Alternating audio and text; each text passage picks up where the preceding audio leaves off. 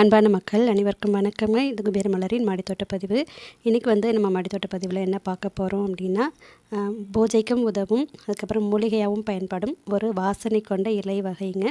அதனுடைய பேர் மாசி பச்சை. அதை பற்றி இன்றைக்கி அதனுடைய வளர்ப்பை பார்க்கலாம்.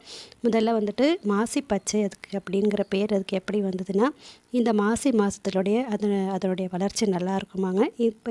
இப்போ உள்ள பருவகாலம், பகலில் இருக்கிற அந்த வெயிலும் இரவில் லேசான பனிப்பொழிவும் அதுக்கு ஏற்ற ஒரு பருவ காலமாக இருக்குங்கிறதுனால மாசி மாதத்தில் அதோடைய விளைச்சல் நல்லாயிருக்கும் அப்படிங்கிறனாலேயே அதை மாசி பச்சை அப்படிங்கிற பெயர் வச்சுருக்குறாங்க. சரிங்களா? இது வளர்க்குறது ரொம்ப ரொம்ப எளிமைங்க. பார்க்கும்போது இலைகள் பார்த்திங்கன்னா செவ்வந்தி பூவுடைய இலைகள் மாதிரி தான் இருக்கும். பார்த்திங்களா? அது மாதிரி தான் இருக்கும். இதோடைய வளர்ச்சியும் அப்படி தாங்க இருக்கும். நீங்கள் எந்த தொட்டியில் வைக்கிறீங்களோ அந்த தொட்டி முழுவதும் அழகாக படர்ந்துடும். இதை நீங்கள் நிறைய பக்க கன்றுகள் வந்துக்கிட்டே இருக்குங்க. அது மூலயமா எடுத்து நிறைய உருவாக்கிக்கலாம். மேல் பகுதியில் கிளைகளாகவும் எடுத்து நீங்கள் தனியாக நட்டு வச்சாலும் அழகாக வந்துடுங்க. டேபிள் ரோஸ் மாதிரி தான். மண்கலவை அப்படின்னு பார்த்திங்கன்னா, நம்ம எப்போதும் மாதிரி தோட்டத்து மண்ணும் காய்கறி கழிவுகளையும் வச்சு போட்டாலே போதுங்க. அந்த மண்ணுக்கே நல்லா வளர்ந்து வந்துடுது.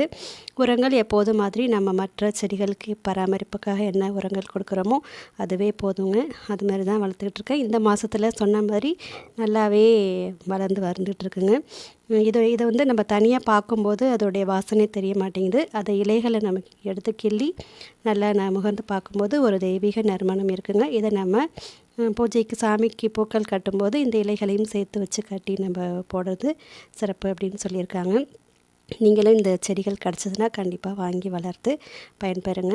இந்த மூலிகை செடி வாசனை கொண்ட இந்த இலை வகை செடி நம்ம தோட்டத்தில் இருக்கிறது நம்ம தோட்டத்துக்கு நல்லதுங்க. நன்றி, வணக்கம்.